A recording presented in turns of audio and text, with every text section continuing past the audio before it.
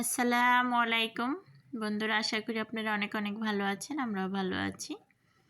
তো এই যে আজকে রান্না করব এখানে পাস্তা।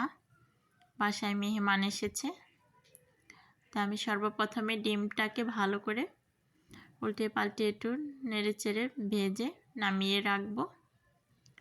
তার জন্য কিছুটা লবণ দিলাম, একটু হলুদ গুঁড়ো, একটু জিরা গুঁড়ো দিয়ে ভেজে নামিয়ে রাখছি।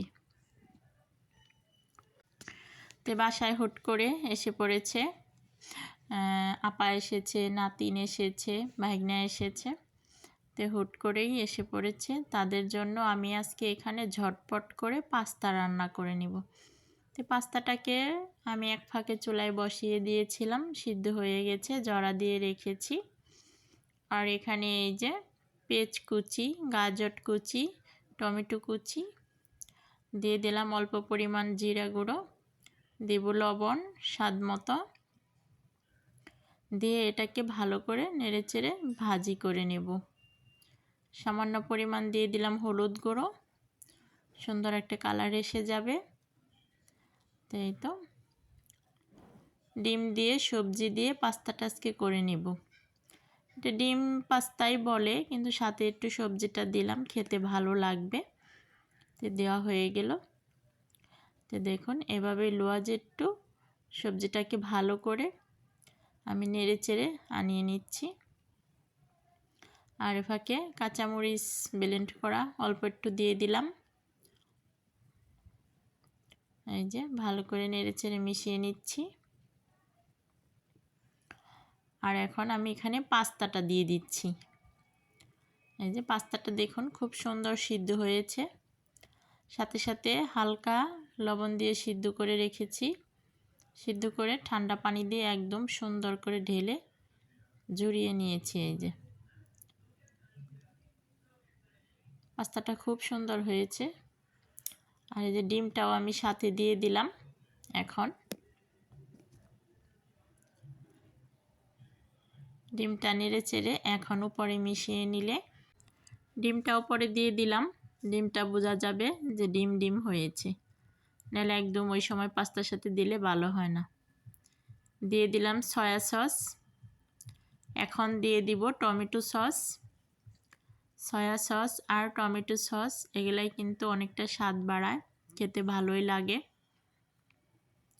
আমি সব সময় টমেটো সস, সয়া সস নুডলসে, পাস্তায় রান্না করলে দেই, ভুলি না কিন্তু দিতে। দিতেই হবে, না দিলে নাকি স্বাদ বাড়বে না, মাইশারাও বলে। তে মাইশা কিচেনের মাইশা রাঁধুনি, সেও বলে। তো এখন কি করব, দেই, সব কিছু দিয়েই পরিপাতি করে রান্না করে দিই, আর কি করার। তো দেখুন পাস্তা রান্নাটা কিন্তু আমার হয়ে গেছে। সাথে কিন্তু এই যে বিট লবণ এনে দিয়েছে মাইশা, বলতেছে একটু বিট লবণ দাও। লবণটা একটু কম হয়েছে, আর একটু লবণ লাগবে সামান্য পরিমাণ, সেটা আমি এই যে বিট লবণটা দিয়ে দিচ্ছি, খেতে একটু ভালো লাগবে। হ্যাঁ, যা এটা দিয়ে ভালো করে মিশিয়ে নিব, তারপরে নেড়ে চেড়ে নামিয়ে রাখছি। দেখুন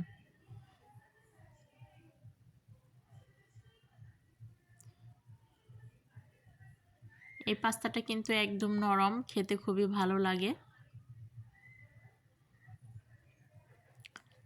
সবার জন্য পাস্তাটা করে নিলাম, সবাই অপেক্ষা করছে কখন খাবে। তো এই যে হয়ে গেল। পাস্তা রান্নাটা কিন্তু একটু দেরি হয়, পাস্তাটা কিন্তু সহজে নুডলসের মতো তো তাড়াতাড়ি সিদ্ধ হয় না, অনেকটা দেরি হয় সিদ্ধ করতে।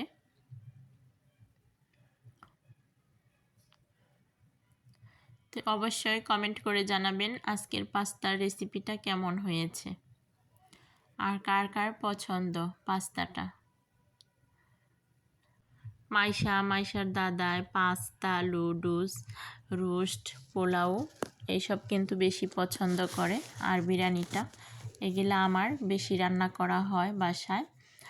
আর ইদারিং তো সময়ই পাচ্ছি না মাইশার জন্য, মাইশার স্কুলে অনেকটা সময় লেগে যায় বসে থাকতে থাকতে। তো কী করার আছে, ঝটপট করে এসে যাই হাতের কাছে পাই ওটা রান্না করে খাওয়া শুরু করি। ইদারিং। তো এখন এই যে পাস্তাটা হয়ে গেছে। বলুন তো বন্ধুরা কেমন হয়েছে পাস্তা রেসিপিটা? যে দেখবেন অবশ্যই কমেন্ট করে জানাবেন, তাহলে আর একটু বেশি উৎসাহ পাবো যে বন্ধুরা অবশ্যই পাশে আছে, কমেন্ট করে জানাচ্ছে। তো ভালো কিছু করতেই হবে।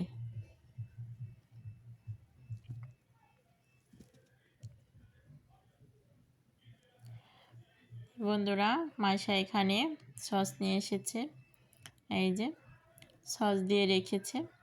সবাইকে এখান থেকেই পরিবেশন করে দিবে, সস দিয়েই খেয়ে নেবে।